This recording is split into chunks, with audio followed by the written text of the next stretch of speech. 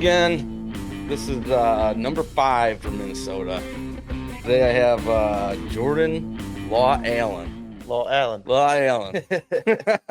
He's trying to tell me how to say it, and I'm like, man, I think that's maybe just my Michigan accent. I can say it Lawalin, but for those of you who see him on Spray Foam Worldwide, it looks like most people would probably pronounce it Lawalin. So that's who we're with. Owner of WeatherTech Spray Foam in Ada, Oklahoma. Yes, sir. 25 years old. Yes, sir.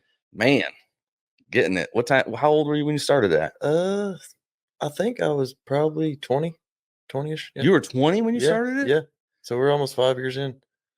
Wow. Yep. That's incredible. Yeah. We were doing construction first and, building metal buildings and stuff. And then my buddy actually had a rig and it just sat for a while.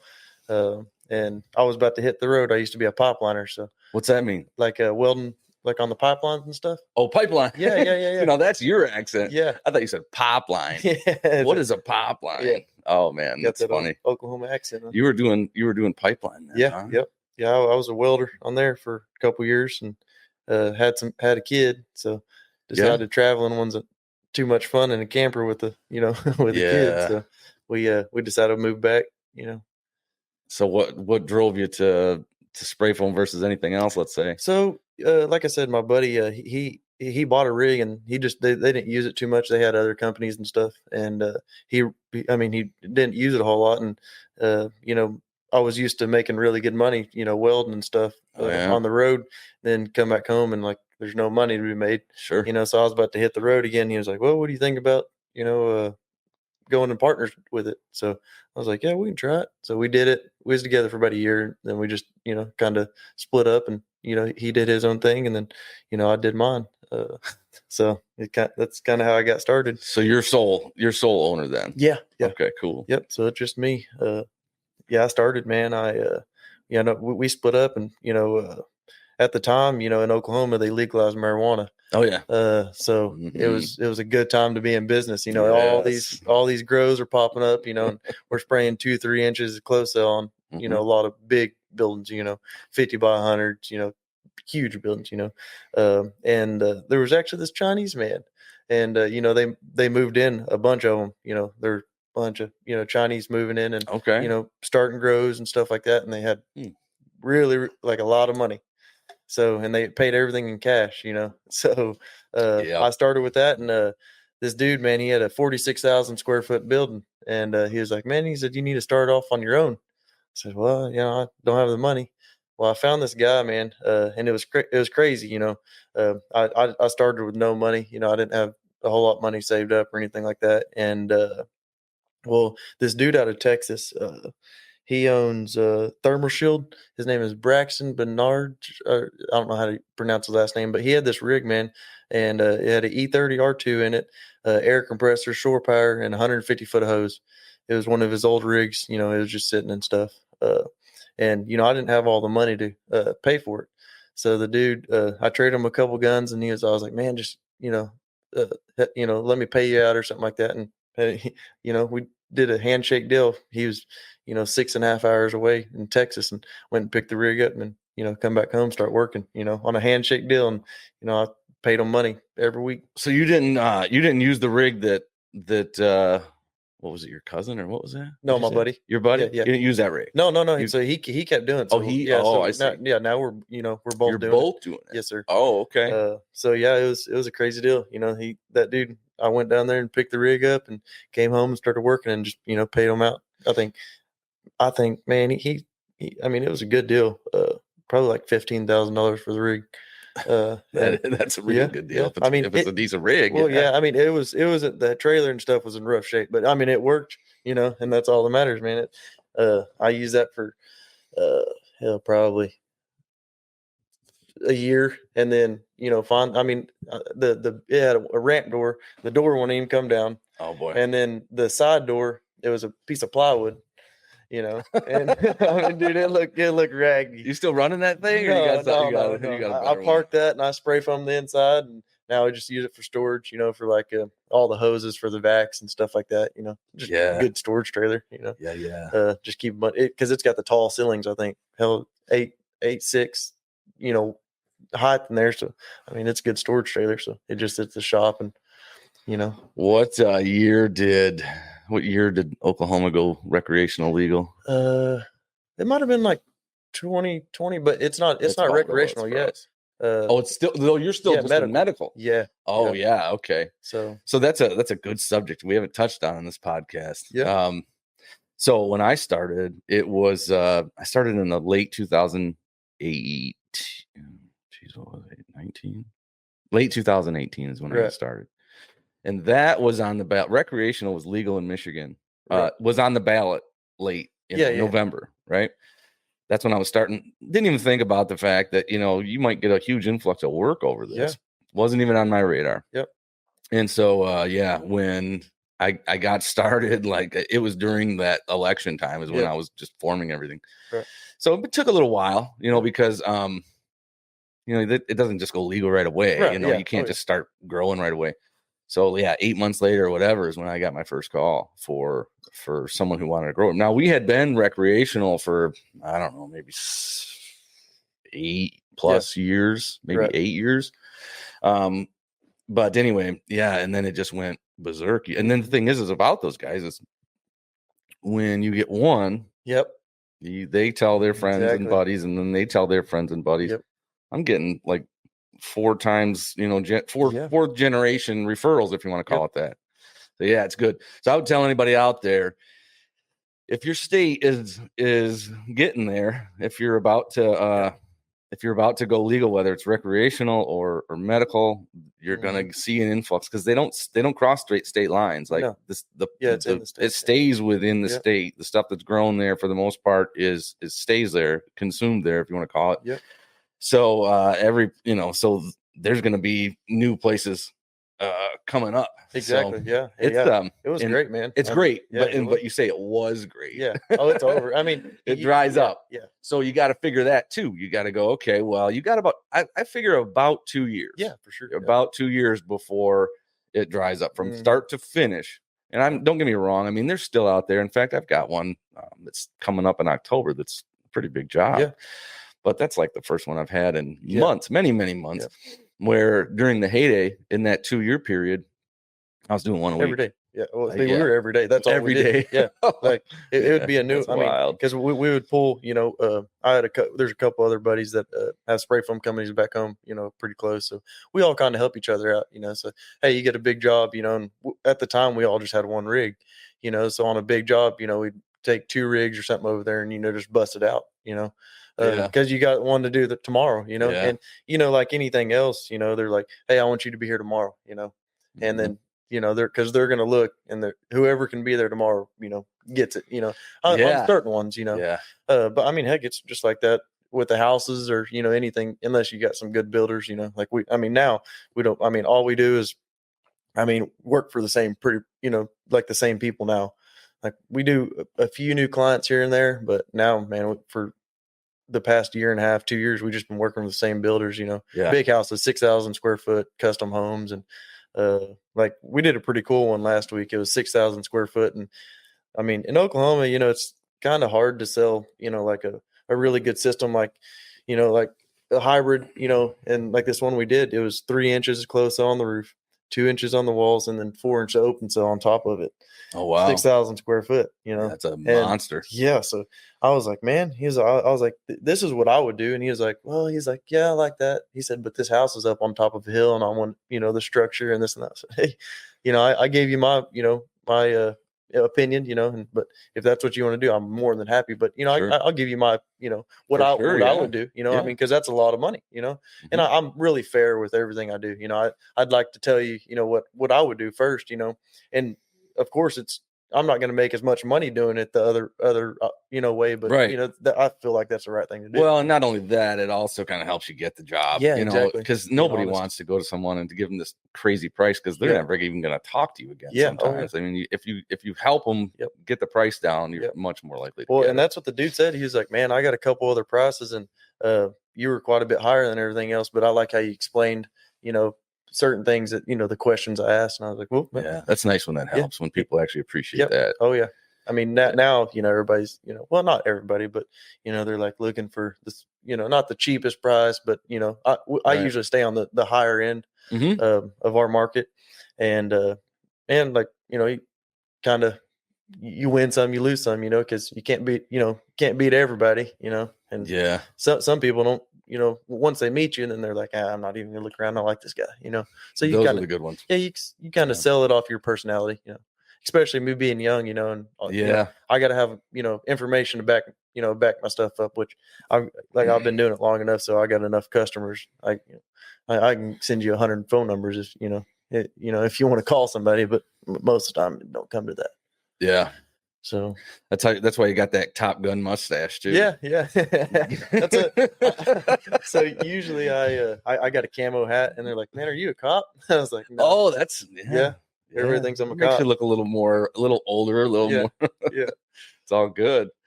So WeatherTech. Yeah.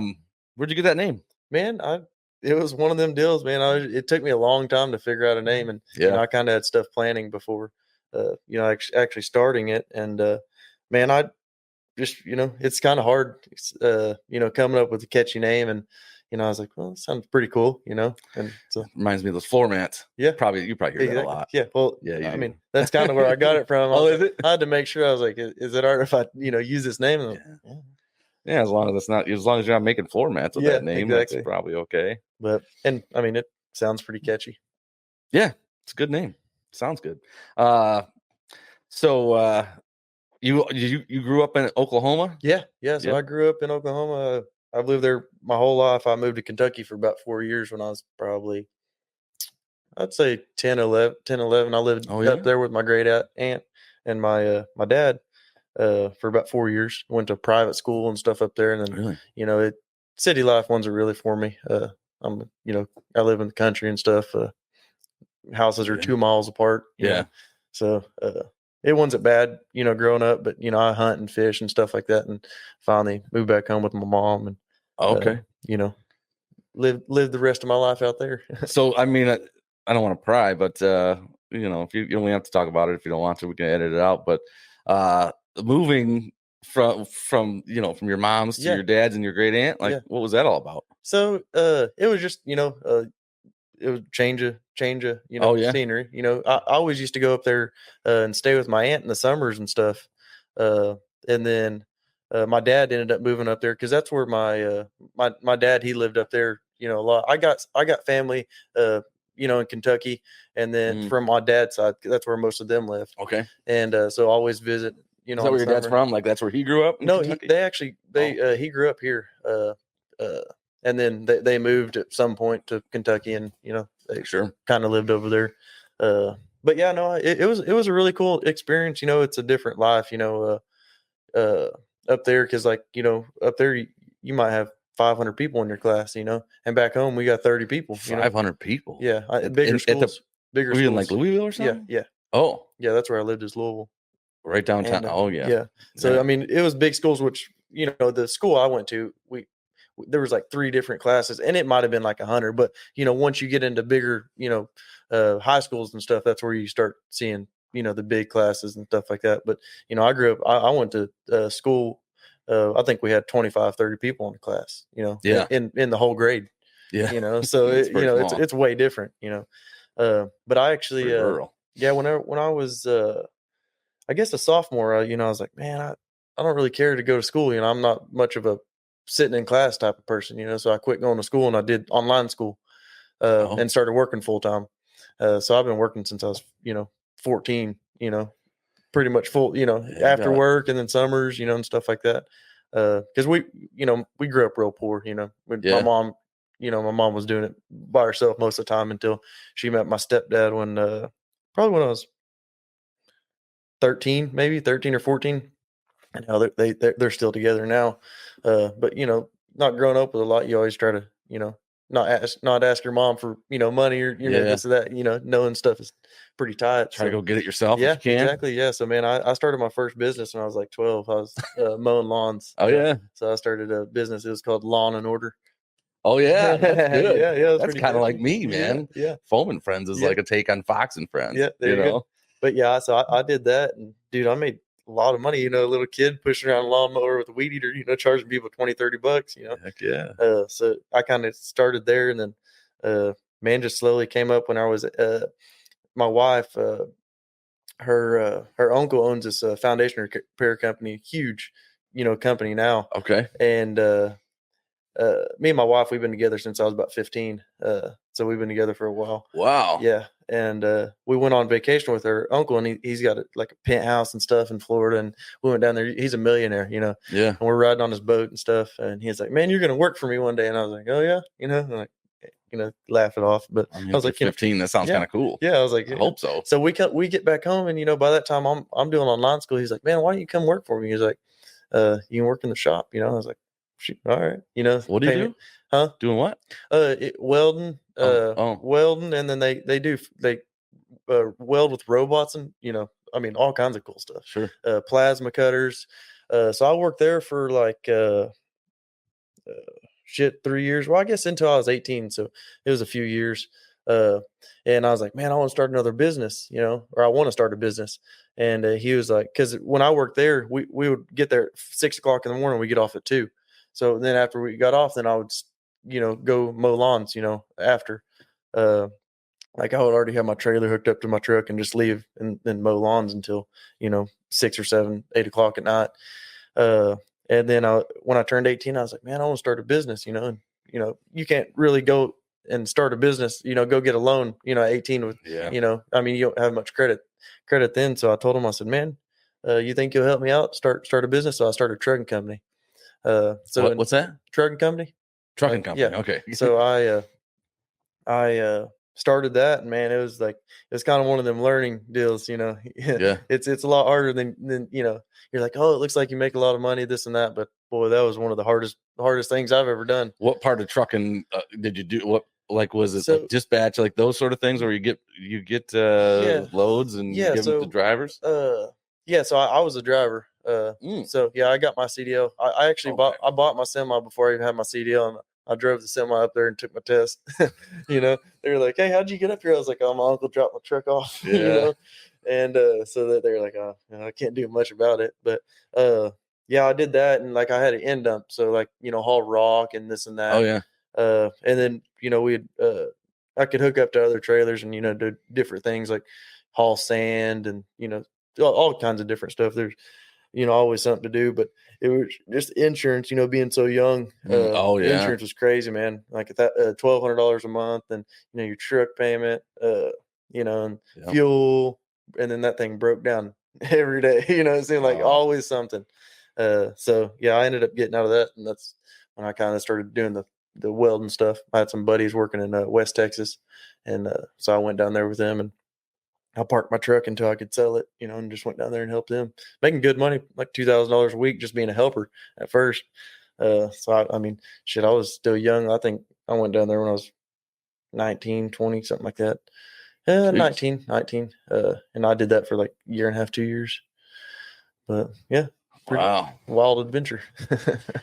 What about your new rig now? I mean, when did you get this? When did you go from the $15,000 one to? So it didn't take me very long. I just used the same equipment, I just took because it was an E30R2, so it was a nice little machine, Oh, it's just the trailer that wasn't. Yeah, it was. Yeah, the trailer, everything else worked, and then just slowly, because I built the whole company. I never got a loan for anything, Good for you. So it's just slowly just save up and get this or that, I mean, poor boy in it, for a while, it was just me and my grandpa. My grandpa actually, he was in the oil field his whole life, and okay. I was like, "Man, why don't you just come help me? Like push me around on scaffolding and help me tape the floors and stuff." He was like, "Yeah." I mean, they're both pretty hard jobs, but he's like, "Well, kind of rather hang out with my grandson, yeah, right, be out there, doing that." So, yeah, man, he helped me, and shit, to this day he still helps us out. Does he? Yeah, and I'll be like, "You want to go bid jobs or something?" He's like, "Nah, I'll just go over there and help them prep," or he'll scrape walls, or he just stays bit. The older generation, man, they work different. Yeah, like my grandpa, man, he'll outwork some of my younger guys. I've heard that before. Yeah, and he don't miss a beat. So how many people you got with you there? We got four right now. 3 to 4. I 3 full time, and then I got some part time. Just whenever we kind of need them. But yeah, that's about as many as I want. We got 2 rigs. I built a new one last year, and kind of just slowly built up. I had the old one, so we was keep running that every day. So I bought a trailer, then slowly was building it out. I mean, it's pretty slick. We did everything right on that one, but just slowly did it. Save up money. Do a couple jobs. Put a couple thousand. Into the new rig. Then finally, probably after 6 months, we had it done. Put a brand new GH2 in there, 250 foot of hose. I mean, it's all diamond plates. We got mini split. I mean, it's set up nice. So we're running that one, and then my buddy, he actually passed away. He was in the industry, and he had this gooseneck rig, and with the GH2, and all that stuff, and and he passed away, and so his family, they were like, "Hey man, you want to buy this rig?" And I was like, yeah. At first I was like, man, I don't really want to, I kind of like just running one. It's a lot simpler, and so I was like, well, yeah, I'll help you sell it or something. Then I started thinking about it. I was like, man, I might go ahead and buy it, just have a backup. And then, we switched between open and close sell a lot. So the idea was, to have dedicated. Yeah. So we did that. And then, of course we'll get big jobs and, switch one over, and have 2 rigs on it, so we don't have to call and help. So you're making more money in house. Right. So it's worked out good. Was this the same buddy? No, this is a different one. Yep. Okay. Yep. This is a different one. But yeah, man, it's been great, man. I wish, when I was going to start the trucking company, I thought about, I was looking on eBay and looking at the spray easy rigs and stuff. He was like, oh yeah, you can get in it for 40,000-50,000, just thinking, 18 years old. And I was like, man, that, be a good idea, and never did it. And then kind of, come back around and I'm in it, but I feel like I'd be a lot further if I would have, did that right off the bat rather than, going through all the trucking, but I learned a lot, failing and going through, that first business. It taught me a lot in this business. And, like the whole, like I said, the whole financing deal, whenever you start making a lot of money, you're like, oh, I can buy this, get a brand new truck, this and that. And now I live, completely different. I don't finance anything. The only thing we got is finances, my house and my wife's car, and we could, probably pay them off and, not have anything. And, but if there was anything that I learned over them years is, don't ever live above your means, and, and not having anybody tell you, those type of things growing up, you don't really think about it, It's a really great mindset. Yeah. I mean, if you can just stick to that, you'll never starve. You'll never worry, Well, overhead, like, running a business, everybody's like, oh, you're making all this money and stuff, but, times are good and times are bad, and, now through the winter, you don't really have to stress, having all these payments, and this and that, pretty much just focus on keeping the guys busy, so it's really helped, and it took me, losing a lot of money and getting in debt, on that first business and, failing, to learn all that. And luckily it's now, and, I learned it at a young age, so I'm, not 30, trying to restart. Yeah. So no, I think you'll do just fine. You got you got a hardworking mentality and an entrepreneur. You can tell you've definitely figured out how to make money and how to work for yourself and all that. So that's awesome, especially at that age, man. When I was your age, I was floundering. I wasn't anywhere near where I am today. Man, I get that a lot, but man, it's just kind of one of them deals. Growing up poor, I always told myself, I was like, I don't want not that I grew, like I had a great life, but I was like, man, I want my kids to have, something a little better than I had. Yeah. We never went without, but, like my kids now they're kind of spoiled, so I'm trying to, make sure, they still, they're still humble about everything. So not just give them whatever they want, but that's, I think, a problem with today. We spoil our kids too much, and it's too easy. It's too easy. It's culture. Yeah. I mean, even if it might be you spoiling your kid, or it might be your wife spoiling your kid, and you can't really, you can't really tell them no. So they get a lot, but I mean, I think that we were spoiled before our generation. You know what I mean? More than the generation before us. Oh yeah, for sure. Yeah, I think that might end up being the collapse, but who knows? Eventually, someday. Yeah. But luckily, both of my boys, they love working, and that's good. They like helping out. We'll be in the shop, sweeping the shop out or this or that, and always trying to give us a hand. You got 2 kids? Yes, sir. Both boys. Yep. And how long have you been married? We've been married 7 years. Okay. Together 10. Yeah. Together 10 years. Yep. Yeah. You said you're 15. Yeah. So high school you met her? Yeah. What's your wife's name? Taylor. Taylor? Yeah. You guys met in high school. Yeah. Nice. Time flies. How old are these boys? I got a 2-year-old and I got a 4-year-old. He's about to be 5. So. Oh yeah. Yep. So yeah, keep you on your toes. Yeah, they'll keep you busy for sure. Your wife works or stays home? So she actually she's a hustler too. She does permanent makeup. So she does cosmetic like tattooing. On the eyebrows and eyeliners. And lips and all that. And then we're a bunch of native land, and there's mostly everything in Oklahoma is native. Okay. So we work and we're Chickasaw. And so she actually works for the tribe. She does like movie production. You're Chickasaw? You're native? Yeah. And she is too? Yeah. Oh, really? Yep. So we're both Chickasaw. But no, she so they're actually getting into like producing movies and stuff like that. Native movies and stuff like that. Oh yeah. And she does some of that. Like finding the talent, this and that. And matter of fact, heck, next Wednesday we're actually going to be in a new movie. Me and the whole family in a new movie that they're trying to produce right now. So what kind of movie we talking? So like it's not mainstream. No, not yet, but they're trying to get into it. Okay.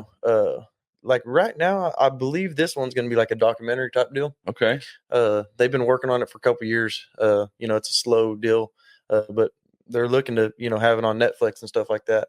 They've already got a movie out. It's called The Rancher. It's on Netflix. Check it out. It's pretty neat.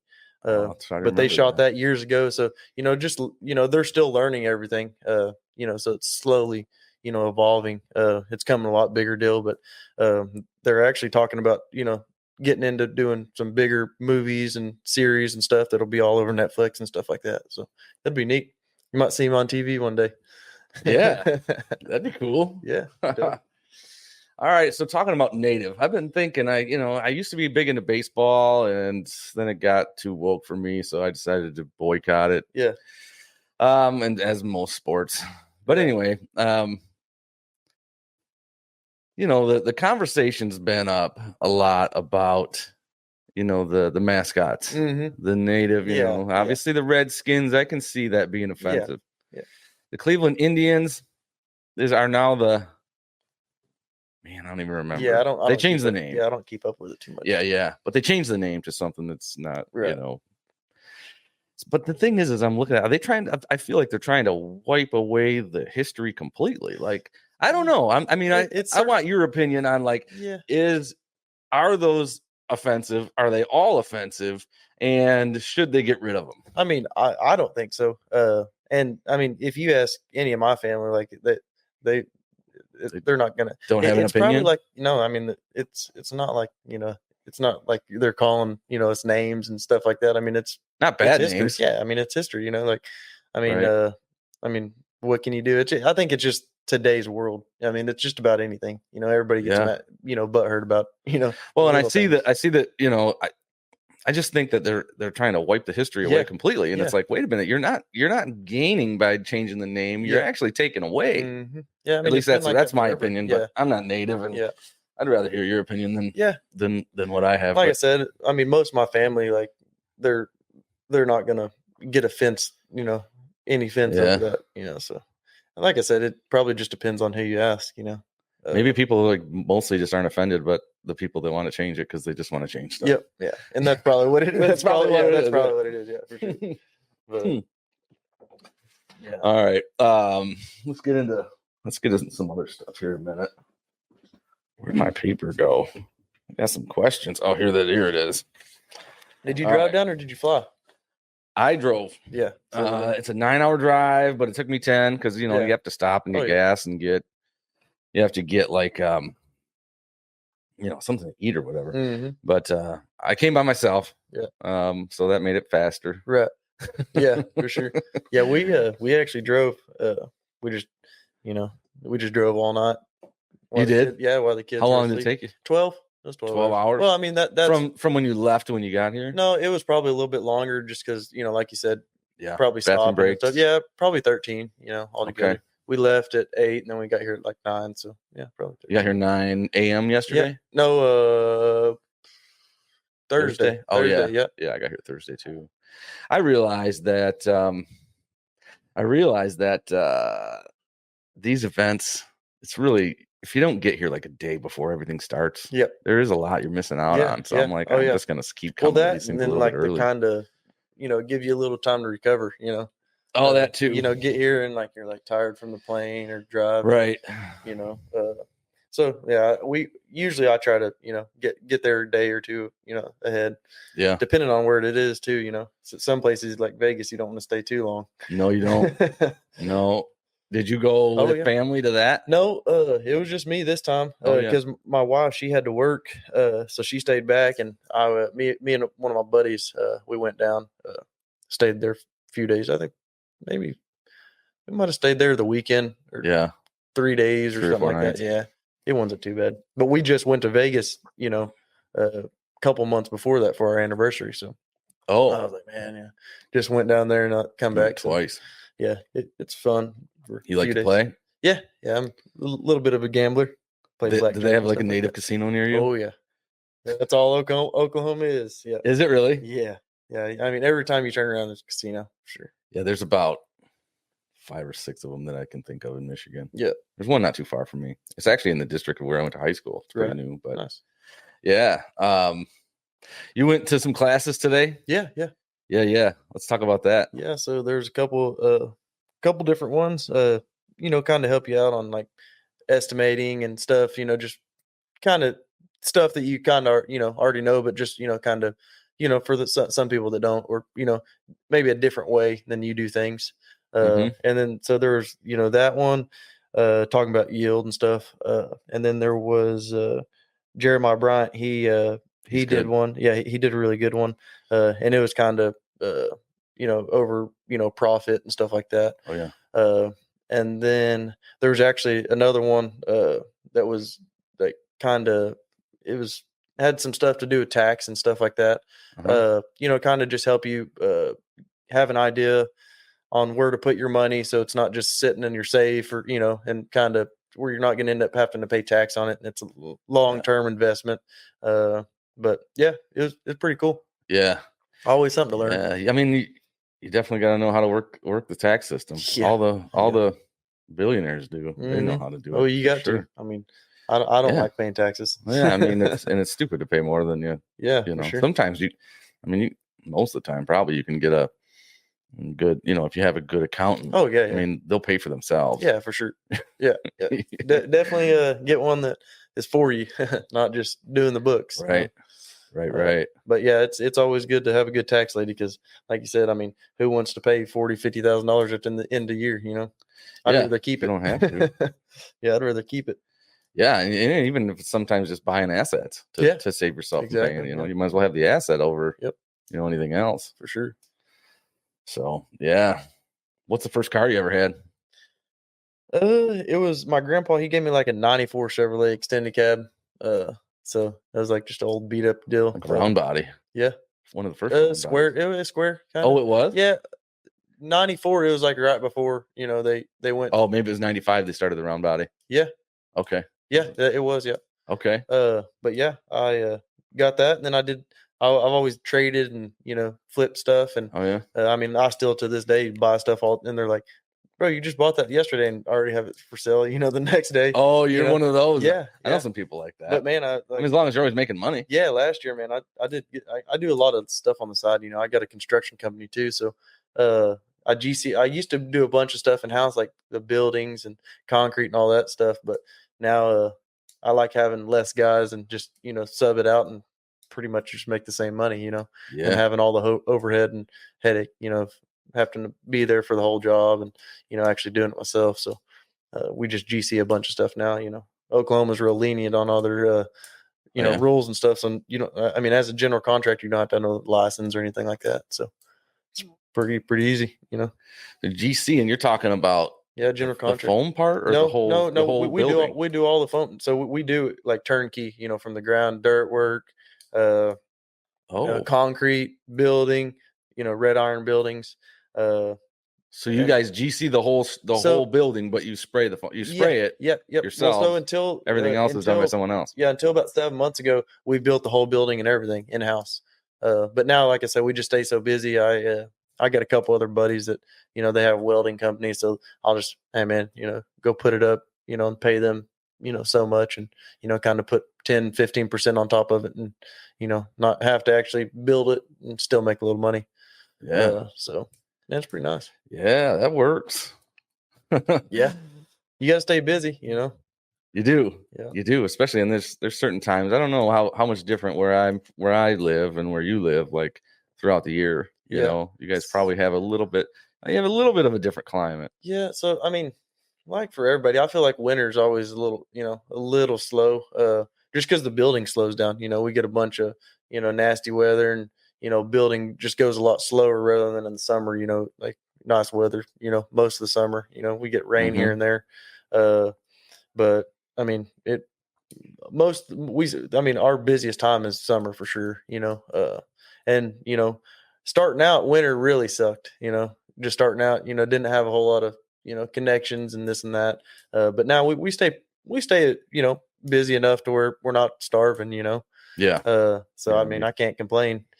Yeah, it's kind of, you know, it's saving money during the busy. It's trying to flatten the. Yep. But then it comes back to, you know, not having these expensive rig payments and, you know, this and that, you know, it helps out, you know, in the winter. Does. So like you said, just save money, you know, when everything's rolling, and, you know, just try to make smart decisions. Yeah. You know, were you, I don't know if you were anything like me, when I first started, of course, that first couple of years was also the grow years. Yeah. Because I started right at the beginning of that. Dude, I was rich for like, at least in the fall, man, I was rich. Yeah. And then in the spring, I was like, where is this all going? Exactly. How come that phone's not ringing? You know? So it took me a couple of years to be like, all right, like, you're not rich just because it's fall. Exactly. Yeah. But like you said, man, just trying to make good investments, you know, like buying assets that, you know, that aren't just sitting, you know, like don't go and buy, you know, a bunch of toys, you know. You know, when you're first starting out, you know, because I mean, it sounds nice, but whenever it gets slow, and then you're like, oh man, I got to sell my, you know, my boat or my razor or this or that, you know. So, you know, just save up and pay cash for it, and you don't have to pay all the interest. You know, you got to have something that makes you happy, but you got to also remember that. What I try to remember is like, I'll spend my money on something that can possibly make me money, if possible. You know, obviously, you know. A sports car, an antique sports car or something, it's not going to make you any money. Yeah. And you do have to splurge a little every now and then. Oh, yeah, for sure. You know, if you don't really need that sports car that much, if you don't, you know, maybe a new tool for the job, you know, is a better fit for that extra 30 grand you got sitting around or whatever. For sure. Well, and that's kind of how I am. Like, you know, like you said, you got to have something. So I got Harleys and stuff like that. Oh, yeah. But Harleys? Yeah, I got two. Really? Yeah, I got a 2018 Road Glide, and then I got a 2023 Lowrider S. It's pretty slick. I did some trading for the Lowrider. Spray foam trading? No, I had a Razor, and man, it was worth like 10,000, and some dude wanted to trade the 23 Lowrider and books for like 18. So I was like, you know, I guess I'll, you know, of course it was one of them flip deals, you know. Yeah. So it's already posted online for sale.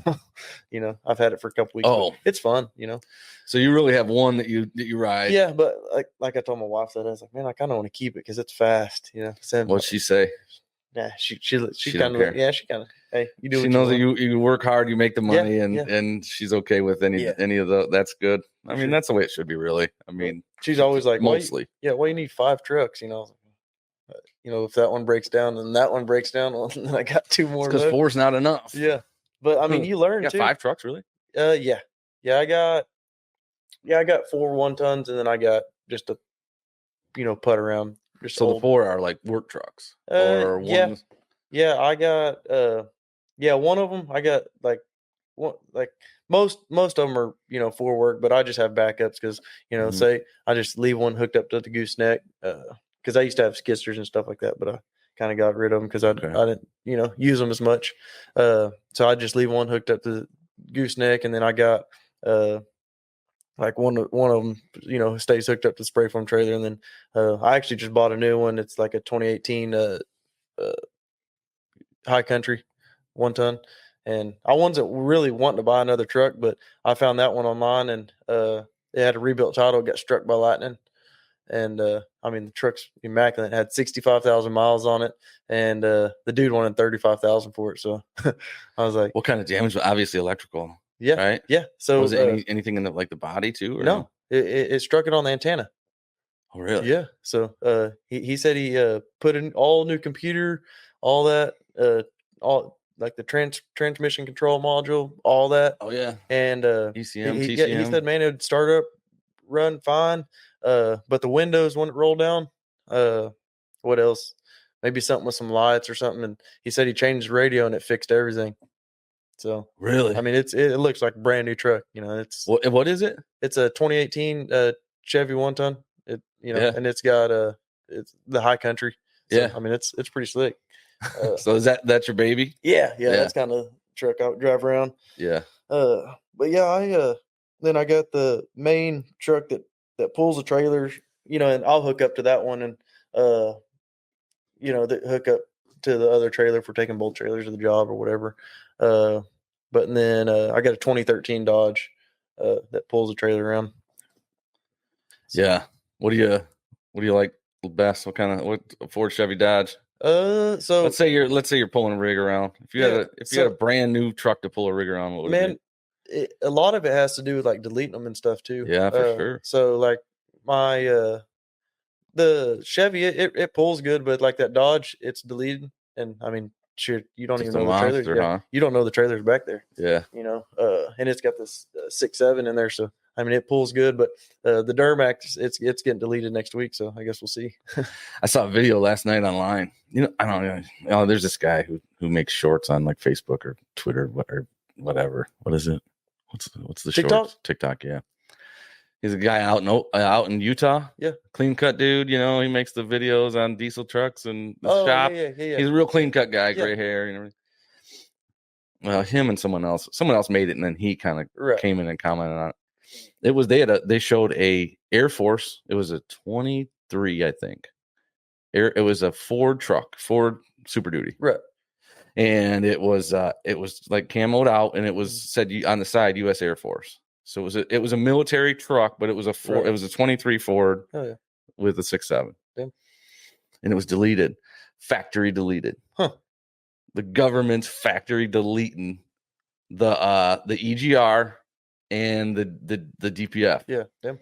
Because they don't want to deal with it, but they make us, and that's what that dude from Utah was talking about. He's like, what the heck? Yeah. If we got to do it, how come you don't have to do it? Well, I've even heard that they're doing lawsuits and stuff like for, to diesel shops that are deleting them or something. I seen something online about it, but yeah, they're like the shops that are selling all the like sinister diesel that sells the diesel delete parts and stuff are getting in trouble for, selling them or something along that line.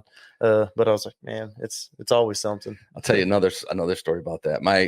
Someone who is, I'm not going to say who it is because, it could come back and haunt me, but it's someone who's pretty close to me. I've known him my whole life. Mm-hmm. Let's just say friend or family. Owns a trucking company. Right. And he's part owner. Mm-hmm. And so they have trucks. They have 100 trucks. Right.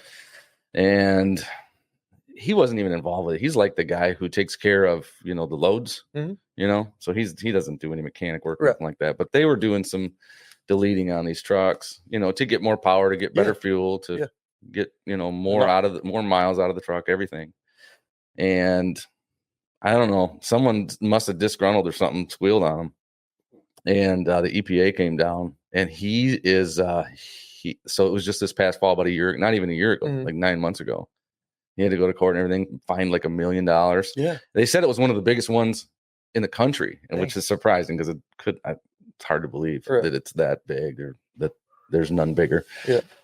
Yeah. He like I said, he's just one of the office guys, and he spent he spent 6 months at home, Right. basically Dang. like house arrest. He Damn. didn't go to jail, but he was facing a lot of time. Right.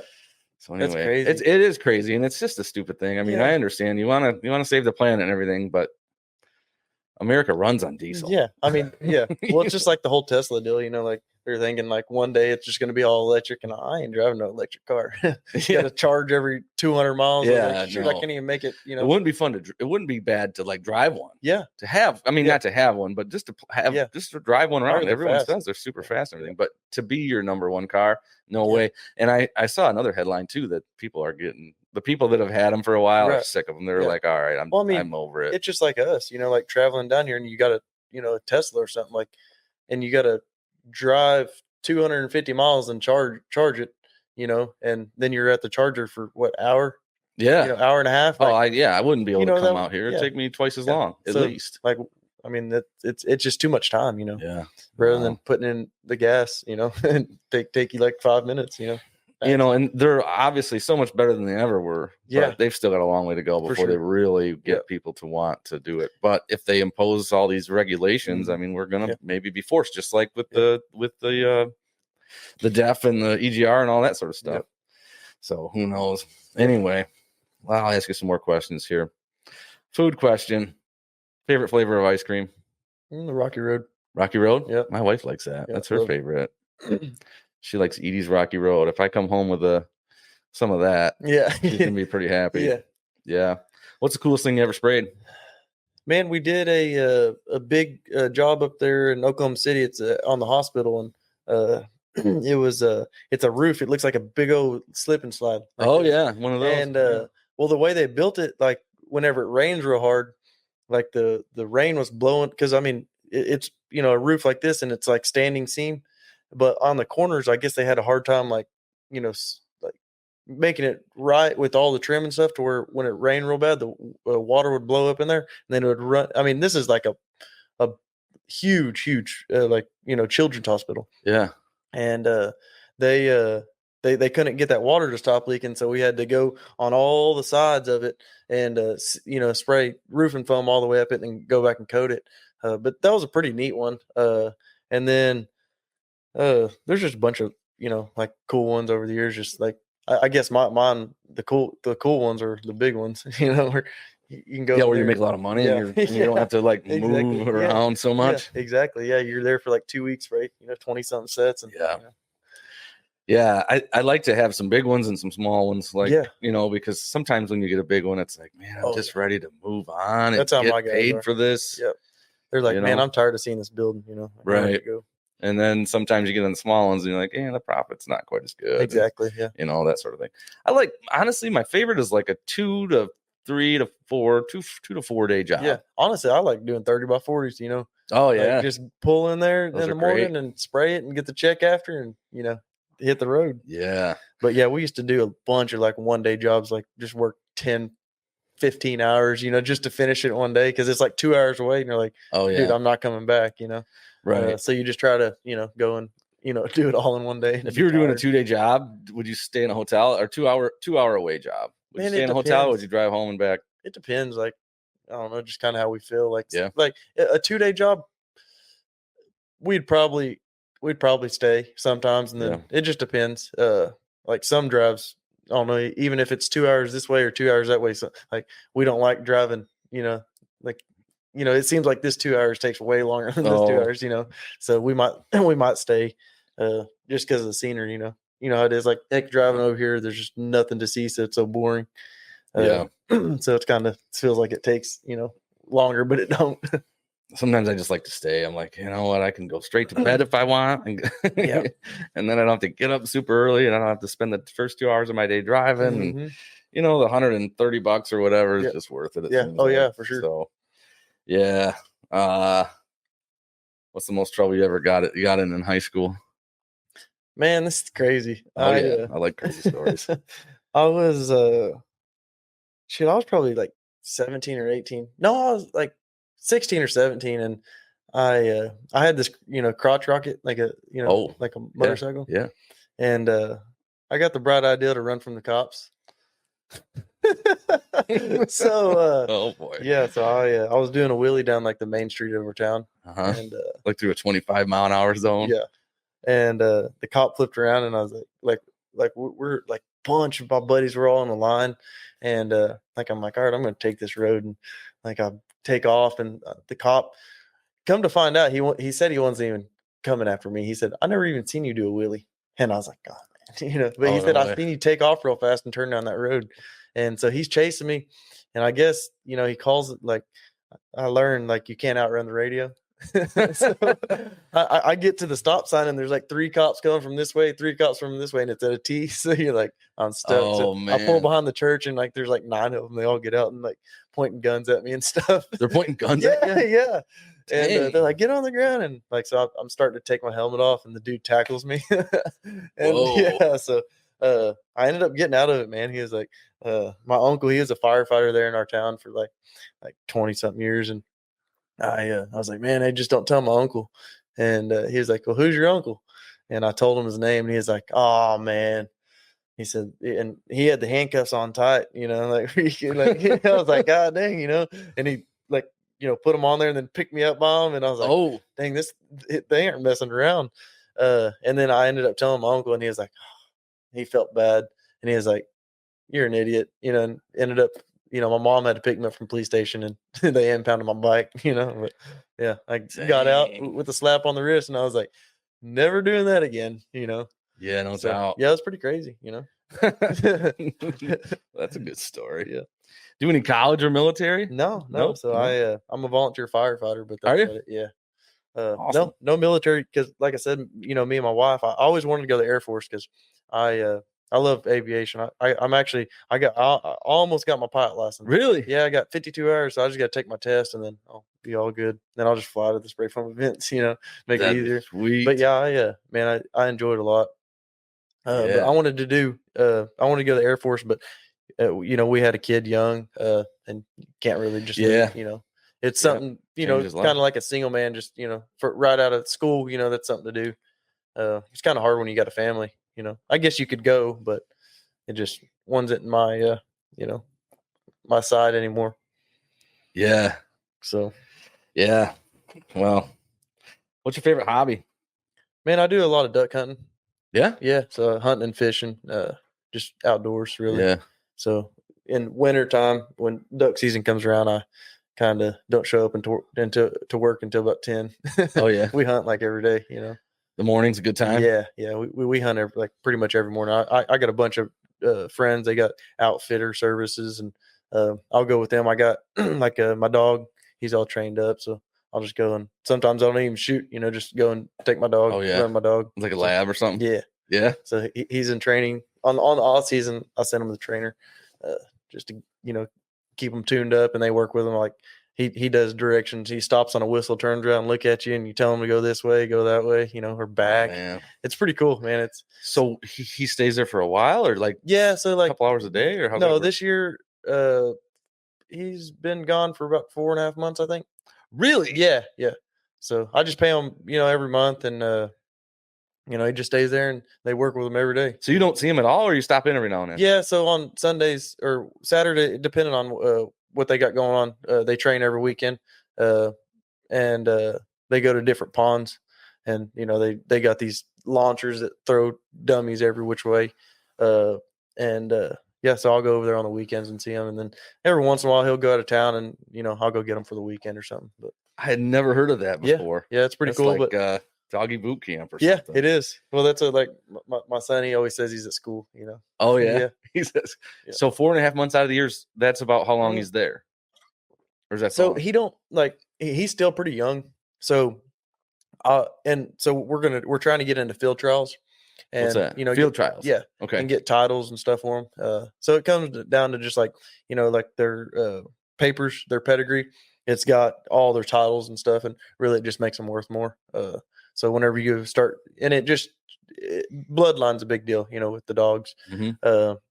And it just kind of shows what they're capable of, you can look back, like his pedigree is like this long, and like just years of having, like different titles, they can get all the way up to like a master, and it's sending a dog like 300 yards without him even knowing where anything's at, and you direct him all the way there, just hand signals and stuff like that. So pretty neat. I got to know how much this costs. So, usually the dog, unless you don't want people listening to know. No, I don't care. Like it's kind of one of my hobbies, and it's worth it to me. Yeah. So usually it depends. Like the dog up front, man, it's pretty. Like you can spend $1,500 on just a puppy, right? And then we pay like $700-800 a month. Okay, so that's a pretty good amount. So do you do you eat the duck? What do you do with the duck? Yeah, we eat them.